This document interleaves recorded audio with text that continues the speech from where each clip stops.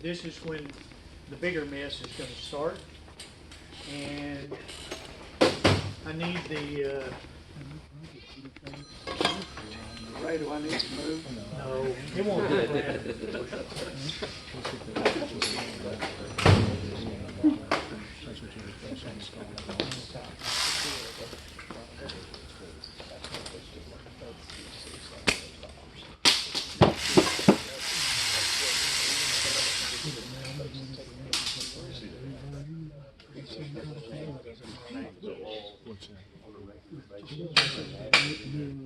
Just 10mm alloys.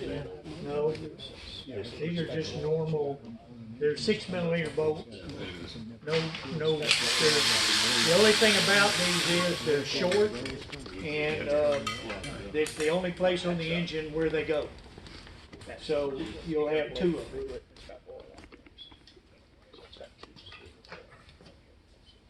After about 500 or 600 of these, I pretty much know what's supposed to be where, but, you know, now, this is another thing. Okay, who knows what an 8mm bolt size? It has 3 sizes of nuts.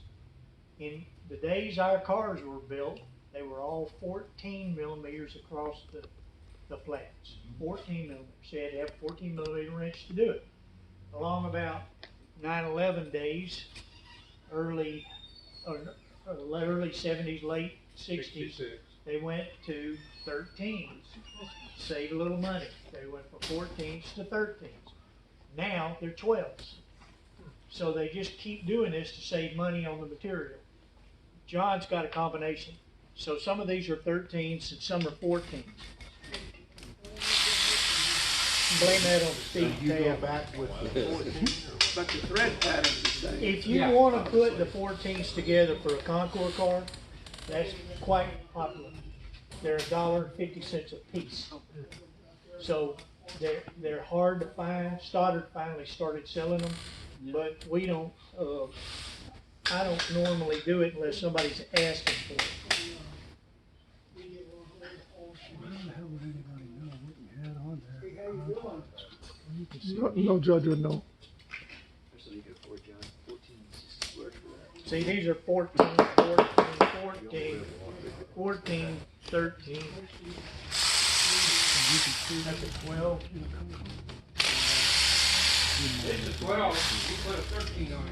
Oh, that's what's wrong with it? Yep.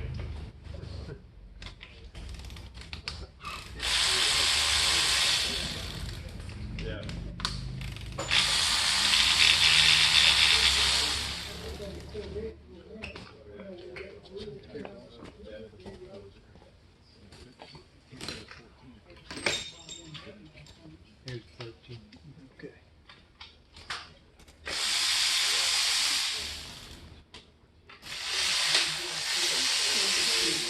The inside of the front timing cover is the tach drive, the oil pump drive, and the oil pump itself, and the drive that goes up to the cable in the front of the car. All that's in this front timing cover. And it has a number stamped on it, which everybody says, oh, that's a serial number. Well, it should be. However, there's a whole bunch of people that are changing the serial numbers out and putting a serial number that matches the Cardex or the COA, something, because the engines don't match the cars. And usually what happens is there's a 3-digit number on the top of the motor. This 3-digit number, that 3-digit number, and that 3-digit number have to match for this case to have all been at one time. If they don't, you're screwed. Okay, in here there's also numbers back in here. They all have meaning. There's a whole new way of finding out about your car, and that's to go to Reuter. If you go to them, they have their own system, not outside Porsche. They'll tell you everything about your car, even send you samples of the carpet.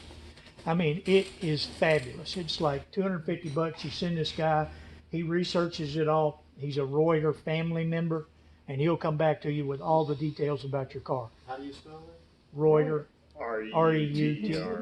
The body company. Reuter. I got it, What if you have a Drowse or a Dieterich? you're screwed. Oh, we're in trouble. What if it's not a matching motor? What are they gonna tell you? Well, there's nothing you can do because we're finding more and more that, that's a 12, yeah. We're finding more and more that, okay, do y'all know Bob Lutwack? I know Taft, you know him. Yeah, Bob he worked at Brumos. He worked for Brundage from 1960 to 1963.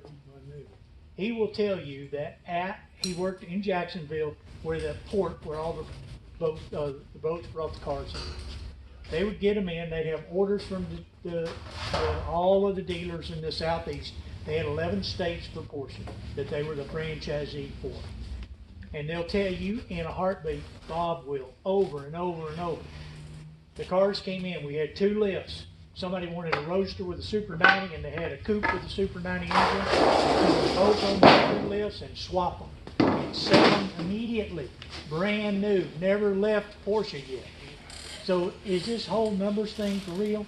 No, it's BS. Completely. They do everything. Interiors. They change all that stuff. It was whatever it took to sell a car. And that's what they did. So all that bull about, oh, it's got to be numbers matching. That's the auction houses and the insurance companies run it as a mechanism to run up the numbers. It is meaningless because there's no way to document it. Porsche, and I can tell you this from the Speedster that I talked to you all about a year or so ago, that I couldn't get the COA to match up with anything that made any sense. The certificate of authenticity, because they were done locally in the United States by, let's say, a person who didn't have the educational experience they needed to be in a secretarial role. And so the lady on my Speedster put the thing on the Cardex sideways and wrote the numbers down for the car next to mine. So the aquamarine blue metallic with a blue leather interior was never in the Speedster and not mine. Well, they admitted it and they are paying me for that mistake because it cost me a lot of money. I'd already bought the interior. And they sent me all the production, which is their new method of documenting cars. It's to send you a certificate of production, not a certificate of authenticity. And as a result, you'll get things that start being meaningful. And then I'm gonna get y'all that number of that guy that you can call to give you the Cardex. He'll send you a copy of it. He bought it, the whole file. $300. Yep, and it's worth every penny. Okay, I need a big mallet. Oh, you got it over there. I'll get it. No, it's in the bottom. No, it's in the 3rd drawer there. Right. No, yeah, that. Yep. Okay, so anyway, hit the rubber side. Adjust the carburetor.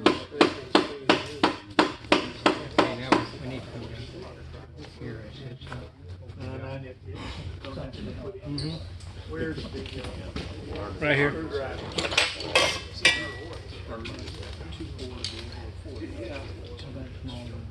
just at the screw.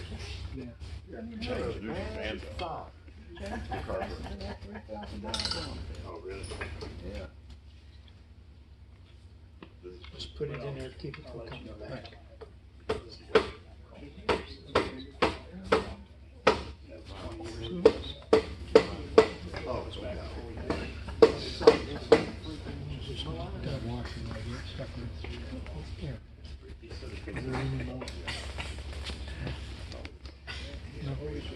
Push your side a little bit, Liz. We won't push.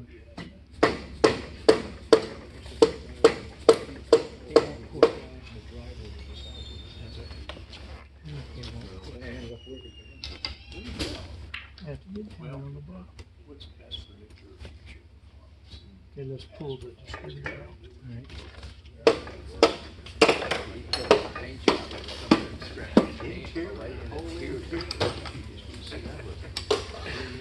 go on Netflix. That's how he's gonna monetize. This is payback. Okay, the distributor will only go in one way. You can't screw it up. Unless you change Offset. the gear. If you change the gear, you can screw it up and you can get it out of time. That's a mess. So don't do that. Okay, let's try again. Here. Slick fingers.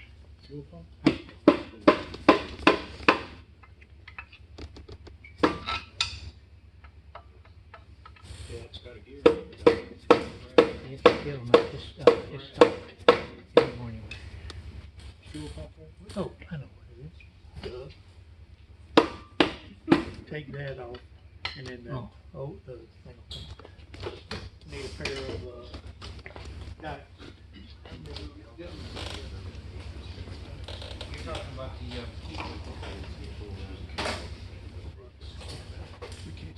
There's a keyway in the front of the crank that holds it fully in place that you have to take it off to clear the,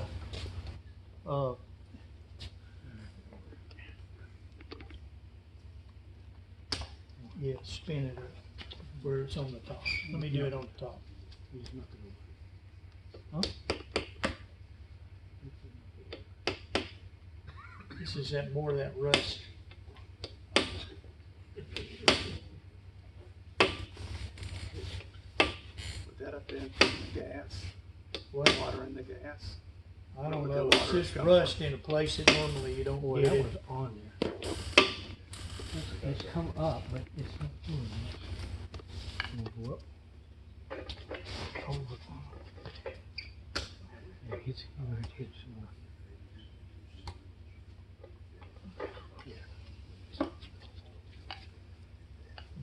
Let me get a, punch.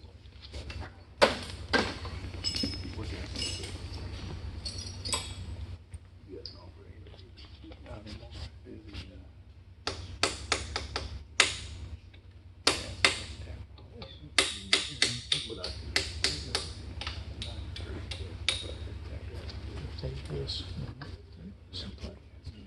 Yeah. but the,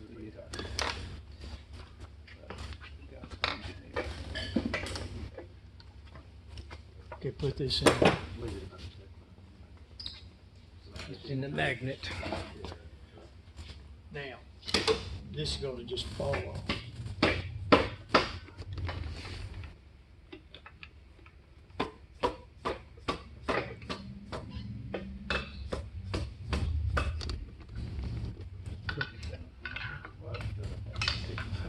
There's a gasket, paper gasket that goes in here that keeps it from leaking, and that's the front timing cover. Okay, so hold it up vertically that way. This is the oil pump. There are two gears in there, pickup and this is the drive for the distributor. And if you see, there's a plunger that goes against an offset cam that goes back and forth that makes the fuel pump work. Okay. Crankshaft, camshaft. And the only thing that's left is there are you know we talk about oil all the time. And flat tappet engines, well, you're gonna see flat tappets, because that's what this works off of. Those are the mushroom shaped pieces that fit against the camshaft. Then they go push the push rods, which open and close the valves. Okay? Now, this is gonna take a couple of minutes to get it where I don't wanna go too far. I have to take a whole bunch of stuff off here, so.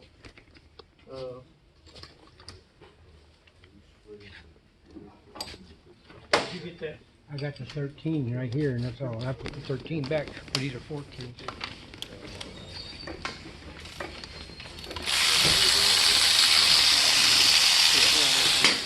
I'm gonna let this rock. Yeah.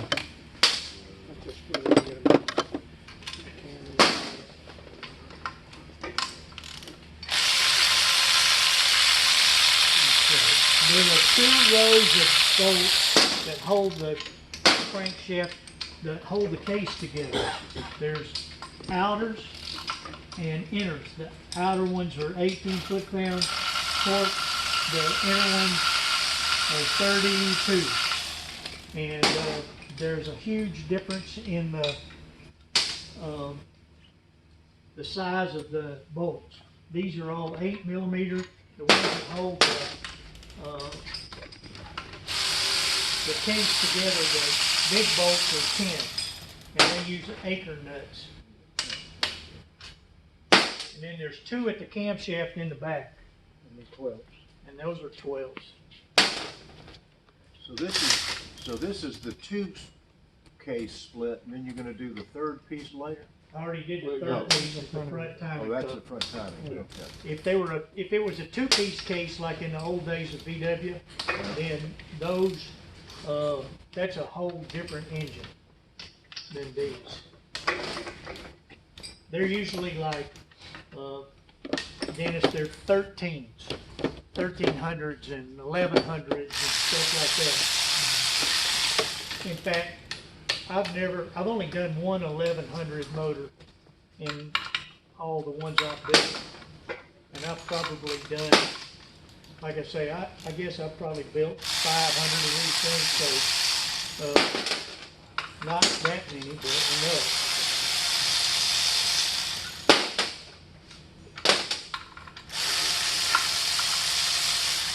Okay, now that takes loose the outer row of fasteners. They go all the way around. Now there's 6 big bolts that hold the whole case together. Those are the 32 foot-pounds of torque that it takes to get them. Those all come out. I'm gonna do this by hand. If I can find a wrench.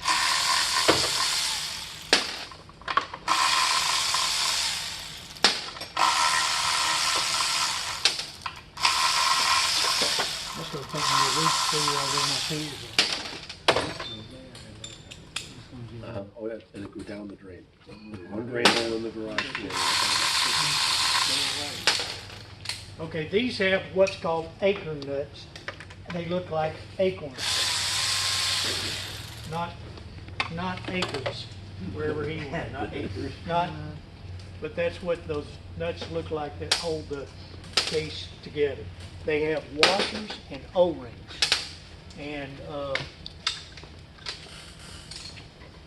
Ray, after doing 500 of these, can you almost, if somebody brought you an engine completely disassembled with all the nuts in a box or a bag? That happens You often. could pretty much tell what I they. tell you what, the worst case of that was for me was doing the motor for the RSK. It came in boxes, and all the needle bearings for all the roller bearing parts were all loose. They weren't even in bags, they were just in the box. And so we had to sort, it took almost 6 weeks to sort the engine for that car. Sort it and label it, It was really hard. But these, yeah, y'all know Brad Ripley? Yeah, I mean, you've heard of him. Brad used to do tech sessions at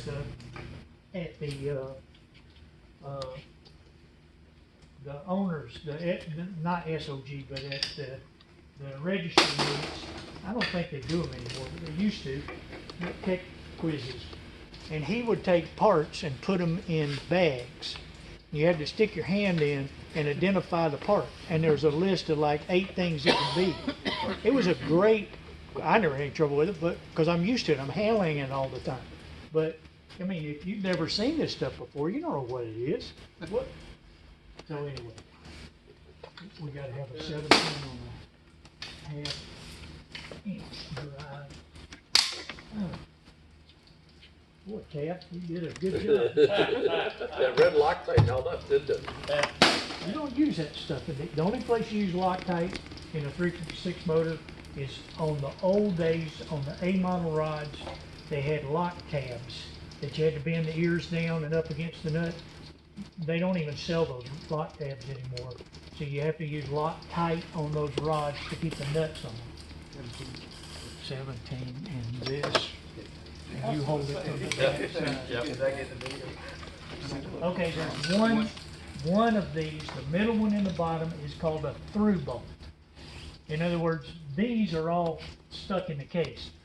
This one isn't, it's a big rod this long, you'll see in a minute.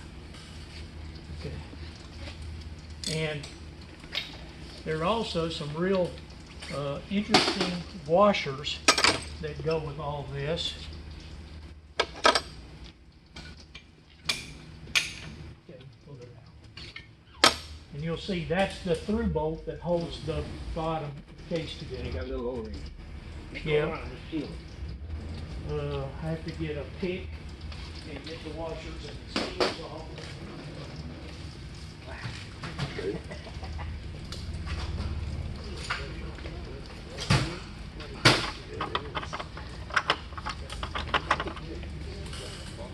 The thing that saves these engines over time is, believe it or not, if you've ever even been around anybody who's talked about building a motor, the crank float is what's the salvation of these things lasting. If you don't get it right, then they'll freeze up on an air-cooled motor, on any motor. If you don't have a certain amount of float where the crank moves back and forth, and after everything's torqued up, all those big nuts and all that, it's got to float. If it doesn't, over. And so, in the case of these motors, the end float can be anywhere from 4.5 to 8 thousandths of end float, and you gotta have it exactly right. We use dial indicators mounted on the stand after everything is together, and then we'll change it with the shims, which you'll see in a minute. There are these shims that are $50 a piece that go in there that you set this with. And if you don't do it right, seriously, it'll bind up in 30 seconds and stop running. And I don't know about you, but I don't ever want to have that happen. So I got my training from two old German guys, that Albert Marquette, who owned the shop where Pat Collins used to work. Albert trained me, and his partner was Franz's unit manager, and his name was, why did I draw a blank? Albert and Danny. Was it Dieter? No, anyways, in those days, they used to take you under their wing and they would teach you stuff. And nowadays, if it wasn't for TJ, I don't know what we'd do, because Lewis has to call TJ and ask him, what are we gonna do here? How do we get this apart? Because the newer cars, it's a disaster. There was a guy named Jack who used to live to work at Hennessy. He was the master there. He went all the way to the Premier Porsche by the airport. Yeah, he's PCNA. Yeah, PCNA. He's still there now, and I think he stopped working there and went to PCNA after he had a heart attack. Okay, there's a gasket in here, which we are definitely not gonna use. So, we'll get it out of the way eventually here. And, I don't know what you do with that bolt.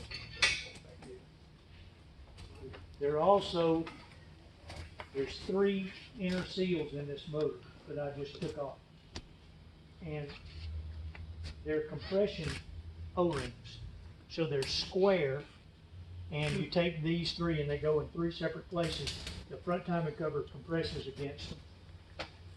Now, I should tell you that all of the tolerances between this gear and this camshaft drive are extremely critical.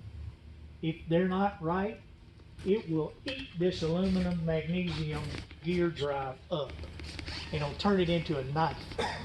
I've got a cam over here we just took out of a car that I kept hearing this whoa, whoa, and I couldn't figure out what the noise was. And we looked and looked and looked and looked and looked, and finally said, we just got to split it and find out. And it was this gear was out of whack. It was not on the camshaft straight. It was doing like this as it ran. Now think about how many times it's running the revolutions. The cam runs at half crank speed. So if you're at 6,000 RPMs, that thing's turning at 3,000. And at 3,000 RPMs, if it's not perfectly aligned, it will eat itself up. And that's what happened with that particular one. So Ray, do you know at this stage on John's engine what happened to it? No, Still don't know? not, I mean, I've guessed a couple of times and I was wrong. At first, I thought that it was a broken crank. I was right in there with, Gordy and Daryl. They're the ones that did the initial diagnostics, and I'd never seen it. And when it came in, I could feel it clunking. And I'm going, well, there's something definitely wrong. I don't know what it is. We're gonna have to dig into it a little bit more and find out. But then, when I was able to get the engine out of the car and lock up the back, like I showed you when we first got started, and show you what the flywheel was doing, then it was pretty daggum obvious that the crank's broken. And it's probably, there's a doorstop out here for one that I did 30 years ago maybe, that the guy drove the car into the shop with that crank broken. But it broke in such a way that it was wedged. It didn't have anywhere to go. And he wasn't racing it or anything, he just drove it into the shop. And it was like, oh man, he was lucky that we were able to get to it and get it off. And I gotta get this off. Ray, how's that crank break? Is it just wear and tear? How's it break? Age. Age? Nowadays, when I go do, after we decide what we're gonna do, I always balance them. But before I balance them, I magnaflux them. This is a used part. You have no idea if it's any good or not.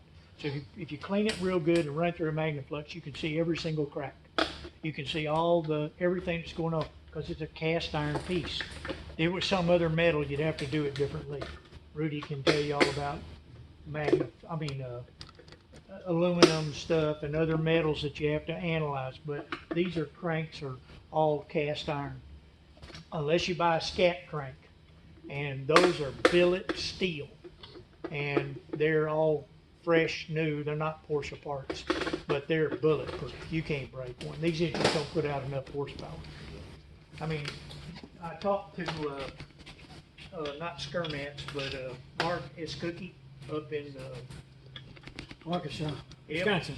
Yep, and he's way up north. And anyway, he says that they're now with the heads that they're buying from Australia, and with the scat cranks and whatever, they're able to get about 155, 160 horsepower out of it. And I'm going, for how long? And he said, well, they run the whole weekend. At a racetrack, that's fine, you know?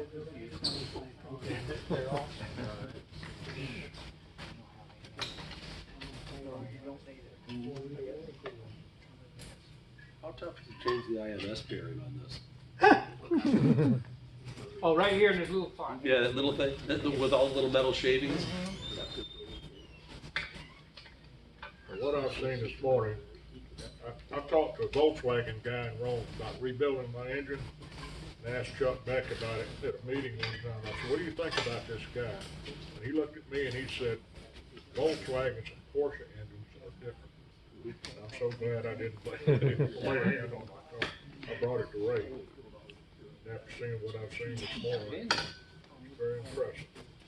What did you do? You must have put this in there with a fusion. You didn't tell him about that What about that, all the board and element stuff you It's used to starting use? to crack, I can see it. Yeah, front end crack. You're not gonna hurt it, if nothing else will beat it. There you go. That gives you a warm fuzzy feeling. Yeah, Ray, he fixes, case things with a TIG welder. Did he tell you that? That'd be on page 8. While we're getting this seal out in the back, A lot bigger. You need to take a break. I have to tell y'all that, big discovery on my part. I've been telling y'all forever about motor oils and high zinc and how important it is to make sure you use a high zinc oil and That's the seal. whatever. Well, one of our 9/11 customers was in here last week and said, Ray, you really need to go to Walmart to buy your oil. And I went, I buy mine online. I get it from Amazon. It's $16.69 a quart. It's that Lucas Racing High Zinc 20W50 motor oil. It's as good as you can get. With full stint. Well, at long last, our friends at, let me step around you.